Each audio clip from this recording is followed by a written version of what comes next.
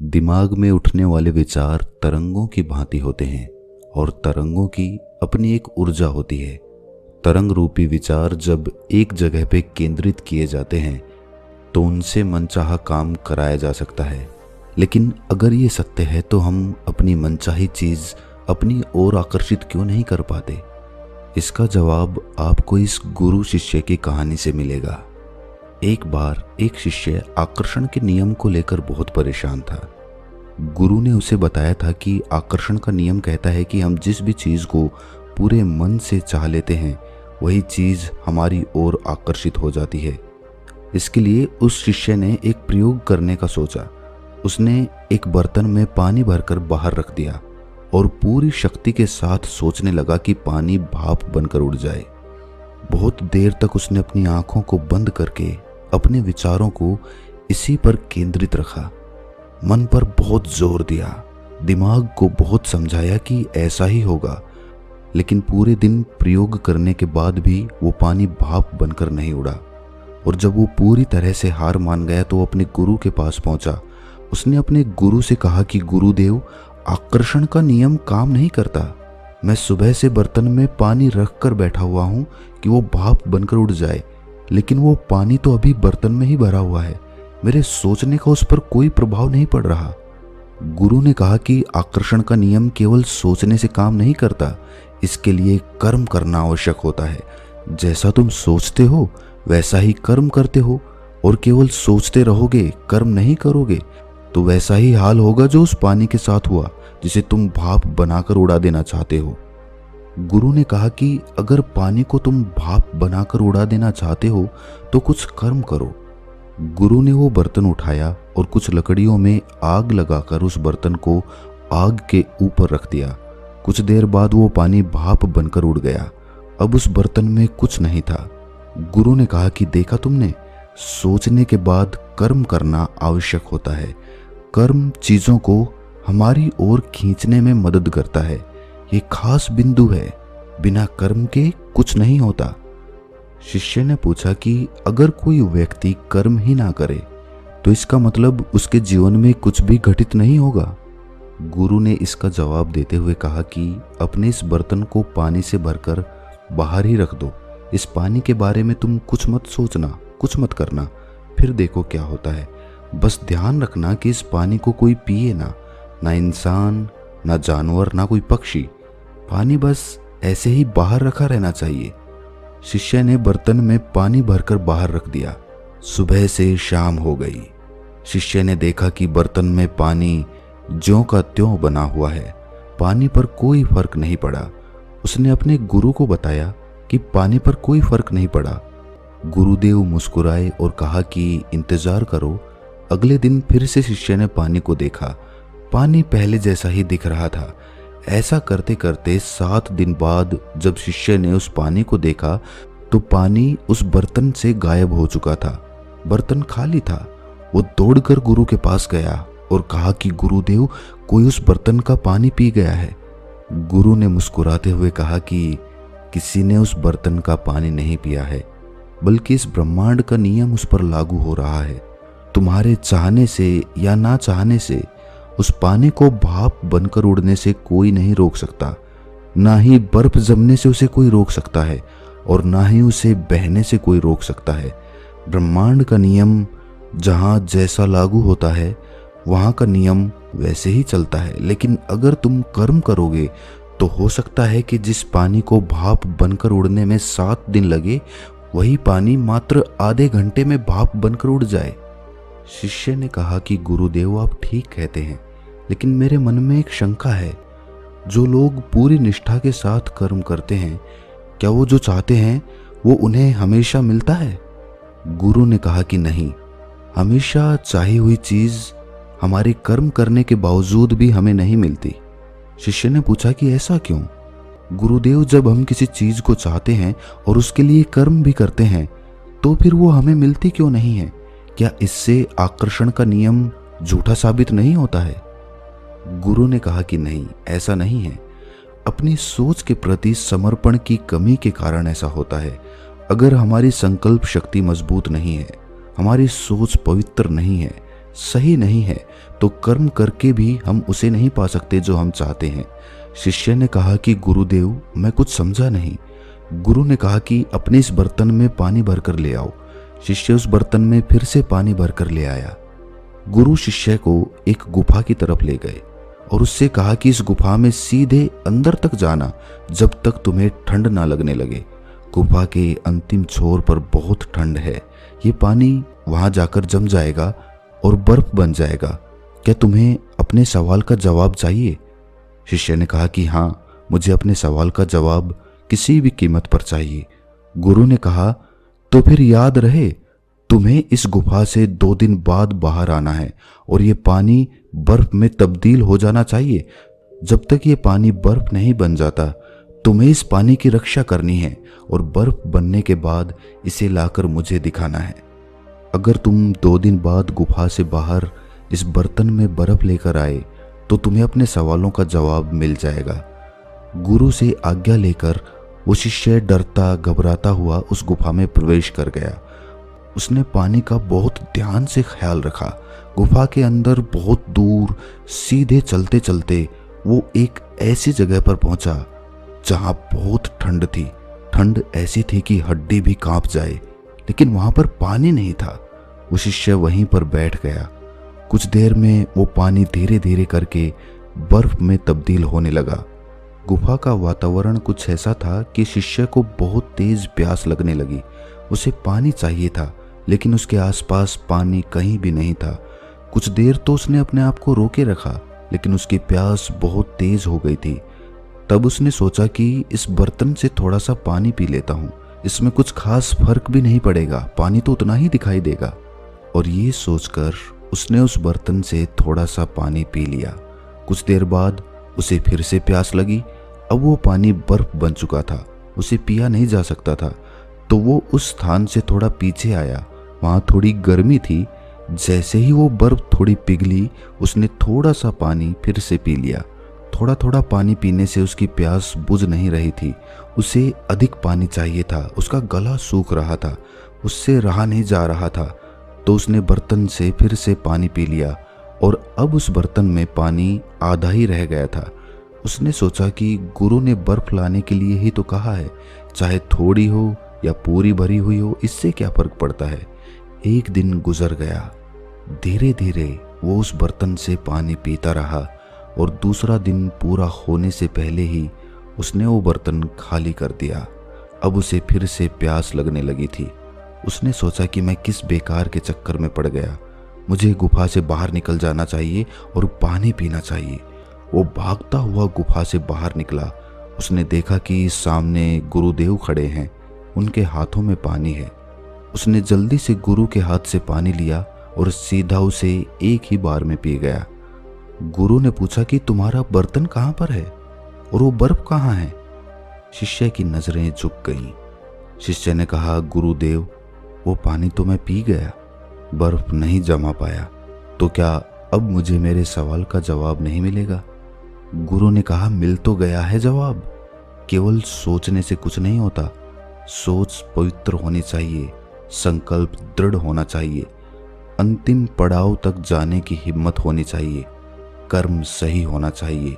इनमें से क्या था तुम्हारे पास? शिष्य ने कहा कि केवल सोच थी गुरुदेव। गुरु ने कहा कि अंतिम समय में तुम्हारी सोच भी तुम्हारे साथ नहीं रहेगी। जब तुम गुफा से बाहर की ओर भागे थे, तब भी क्या बर्फ जमाने की सोच तुम्हारे भीतर थी? शिष्य ने कहा कि नहीं। गुरुदेव ने कहा कि जब कुछ भी सही नहीं था, तब जो कुछ तुम चाहते हो वो तुम्हारी तरफ कैसे आकर्षित हो सकता है? शिष्य ने कहा कि आप ठीक कहते हैं गुरुदेव। गुरुदेव ने कहा कि वास्तव में तुम क्या चाहते हो? शिष्य ने कहा कि मैं चाहता हूं कि मुझे बुद्धत्व प्राप्त हो जाए, मैं जागृत हो जाऊं। गुरु ने कहा, तो ध्यान से देखो, ये तुम्हारी उसी सोच का नतीजा है कि ये ब्रह्मांड तुम्हारे लिए कार्य कर रहा है। अपने प्रयासों से जो ज्ञान आज तुमने प्राप्त किया है, ये तुम्हारे सफर में तुम्हारी चाहत को तुम्हारे पास लाने में तुम्हारी मदद करेगा। शिष्य ने कहा कि गुरुदेव, आज मैंने बहुत गहरी बात सीखी है। शायद ये ब्रह्मांड मुझे मेरी चाहत को पाने में मदद करने की कोशिश कर रहा है। मैं अपनी राह से भटक तो नहीं जाऊंगा।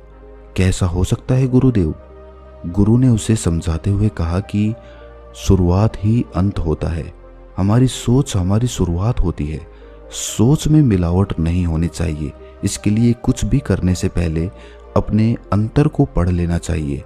अपने भीतर की ओर मुड़कर उसे ध्यान से देखना चाहिए कि हम जो सोच रहे हैं, क्या हम उसी के लिए बने हैं? क्या ये सोच कुछ पल के लिए, कुछ दिन के लिए, कुछ वर्ष के लिए तो नहीं है? हमारी राय क्या है, इसे जानना बहुत ज़रूरी है। केवल सोच भर लेने से कुछ नहीं होता है। एक सोच आपके लिए रास्ता बना सकती है तो दूसरी सोच उस रास्ते को नष्ट भी कर सकती है। मजबूत संकल्प शक्ति और स्थिरता यानी कि संयम बहुत ज़रूरी होता है। आपकी सोच चीज़ों को आपकी तरफ आकर्षित करती है। आपके कर्म उस चीज़ तक पहुंचने के लिए आपके लिए रास्ता तैयार करते हैं। आपकी संकल्प शक्ति उस रास्ते पर चलने के लिए आपकी मदद कर सकती है। आपकी दृढ़ता और पवित्रता आपको उस मार्ग पर बनाए रख सकती है। आपकी ना टूटने वाली हिम्मत आपको किसी भी मुसीबत से बाहर निकाल सकती है। इसी प्रक्रिया से ब्रह्मांड अपना कार्य करता है। ब्रह्मांड आपको ऊर्जावान बनाए रख सकता है और आपकी चाही हर चीज़ आपकी सोच पूरी होकर सामने आ सकती है। शिष्य ने पूछा कि गुरुदेव, ये तो बहुत ही कठिन मार्ग लग रहा है। मुझे तो ऐसा लग रहा है कि आकर्षण का नियम तो बहुत ही मुश्किल है। इतनी सारी बातें कैसे ख्याल में रखें? कौन ध्यान रखता है? कृपया करके कोई और आसान तरीका बताएं जिससे साधारण मनुष्य भी आकर्षण के नियम को अच्छी प्रकार से लागू कर सके। गुरु ने फिर से समझाते हुए कहा कि शुरुआत सोच से ही होती है। तुम्हारी सोच या कहें कि तुम्हारा संकल्प जितना मजबूत होगा, तुम आकर्षण के नियम पर उतने ही बेहतर तरीके से काम कर पाओगे। जब तक वो सोच तुम्हारे अवचेतन मन में पक्की नहीं बैठ जाती, तब तक तुम्हें सारे नियम अपनाने होंगे, वरना तो तुम मनचाही चीज हासिल नहीं कर पाओगे। लेकिन अगर एक बार अवचेतन मन में कोई बात पक्की बैठ जाती है तो किसी भी नियम का पालन करने की जरूरत नहीं रह जाती। हमारा अवचेतन मन अपने आप उस चीज को हमारी ओर आकर्षित करने लगता है। लेकिन हर इंसान अपनी सोच को अपने अवचेतन मन में पक्की तरह से बिठा तो नहीं पाता। इसीलिए उसे नियमों का पालन करना होता है जिससे वो अपनी मनचाही चीज हासिल कर सके। अवचेतन मन में बात गहराई से उतारने के लिए इंसान को कुछ प्रक्रियाएं अपनानी होती हैं। अगर वो सही प्रक्रियाओं के द्वारा अपने अवचेतन मन में ये बात गहराई से बिठा पाता है तो उसका शरीर और उसका दिमाग उस यंत्र की भांति काम करता है जिसमें चाबी भरकर छोड़ दी गई हो। अब उस यंत्र को देखने की जरूरत नहीं रहती, वो अपने आप काम करता रहता है क्योंकि हमने उसमें चाबी भर दी होती है। उसी प्रकार हमारा अवचेतन मन भी कार्य करता है। शिष्य ने पूछा कि गुरुदेव, अपने अवचेतन मन में कोई बात गहराई से बिठाने के लिए हमें क्या क्या प्रक्रियाएं करनी होंगी? गुरु ने शिष्य को समझाते हुए कहा कि एक बात तुम गहराई से समझ लो कि अपने अवचेतन मन में ध्यान के द्वारा ही गहराई से उतरा जा सकता है। अगर तुम गहरे ध्यान को उपलब्ध नहीं हो पाते हो तो तुम अपने अवचेतन मन से कार्य नहीं करवा पाओगे। ध्यान की गहराई विचारों की शून्यता से नापी जाती है। जितनी देर तक तुम्हारे विचार शांत रह पाते हैं, तुम्हारा ध्यान उतना ही गहराई तक चला जाएगा।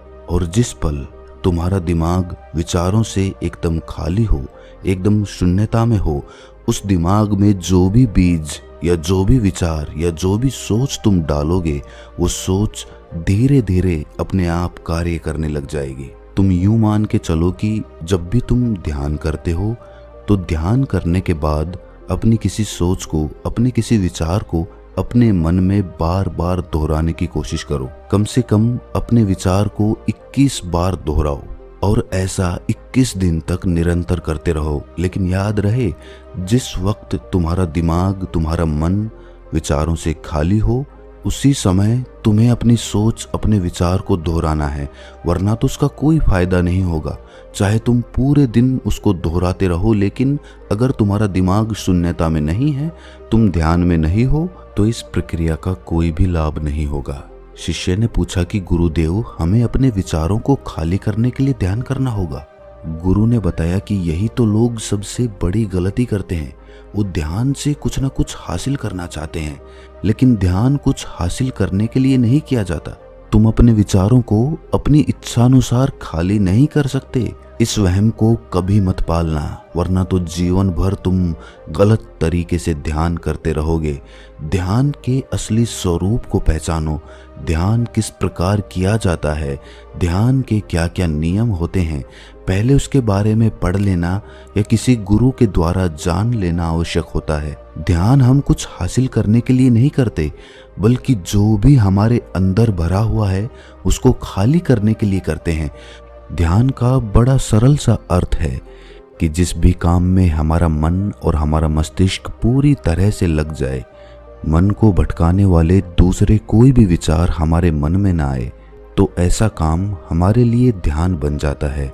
जब तुम खाली बैठे हो तो खाली बैठे हो, तुम्हारे मन में कोई भी विचार नहीं है, तुम्हारा मस्तिष्क विचारों से एकदम शून्य है। जब तुम कोई काम कर रहे हो तो तुम्हारा मन किसी दूसरी जगह पर नहीं भटक रहा है, वो उसी जगह पर वर्तमान में उपस्थित है, उसी काम में लगा हुआ है।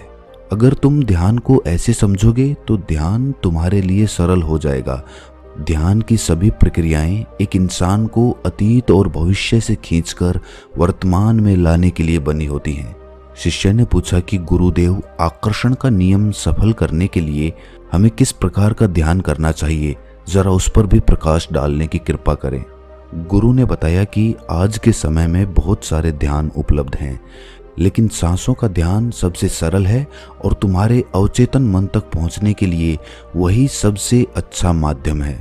तुम कोई भी कार्य करते समय अपनी सांसों पर ध्यान लगा सकते हो, उसमें कोई अड़चन नहीं आती। लेकिन दूसरे प्रकार के ध्यान करने के लिए तुम्हें बैठना होगा, तुम्हें एक प्रक्रिया अपनानी होगी। लेकिन अपनी सांसें हमेशा अपने साथ होती हैं, हमेशा वर्तमान में चलती है। सांसें ना तो अतीत में चलती हैं और ना भविष्य में चलती हैं। सांस वर्तमान का ही एक स्वरूप होता है, इसीलिए सांस का ध्यान आपको वर्तमान में रहना भी सिखाता है। शिष्य ने पूछा कि गुरुदेव, सांसों का ध्यान 24 घंटे किस प्रकार करें? गुरु ने बताया कि अपनी सांसों को देखना शुरू करो। तुम्हारी सांस किस नाक से आ रही है, किस नाक से बाहर जा रही है, नाक के किस हिस्से से टकरा रही है, पेट से जा रही है या छाती से जा रही है। जब तुम इन बातों पर ध्यान देना शुरू करते हो तो तुम्हारा सांसों का ध्यान अपने आप होने लगता है। कोई भी काम कर रहे हो, अपनी सांसों को हमेशा पकड़े रहो। कुछ समय बाद आपके मन की, आपके मस्तिष्क की ये एक आदत बन जाएगी और आदत बनने के बाद ध्यान अपने आप होने लगेगा और आपके विचार उसके बाद अतीत और भविष्य में नहीं भटकेंगे, बल्कि वर्तमान का मजा चखेंगे। धीरे धीरे समय के साथ तुम अपने मस्तिष्क की, अपने मन की परतों को समझने लगोगे। तब तुम्हें खुद ही पता चल जाएगा कि तुम्हारा अवचेतन मन किस प्रकार कार्य करता है, वो कहाँ पर रहता है, उसमें किसी विचार को, किसी सोच को किस तरह डाला जाए। उसके बाद तुम्हें कुछ भी पूछने की जरूरत नहीं रह जाएगी। तुम्हारा रास्ता एकदम स्पष्ट, एकदम साफ हो जाएगा। तुम्हारे सब सवालों के जवाब तुम्हें अपने अंदर से ही मिलेंगे। एक असीम आनंद की अनुभूति तुम्हें होगी। इसी के साथ गुरु और शिष्य चर्चा करते हुए अपने आश्रम की तरफ निकल गए। अगर आपको इन बातों में कोई भी बात समझ ना आई हो, किसी भी बात पर आपको शंका हो, तो कमेंट सेक्शन में अपना सवाल जरूर लिख कर भेजें। तो मिलते हैं किसी अगली कहानी में, तब तक के लिए अपना ख्याल रखें।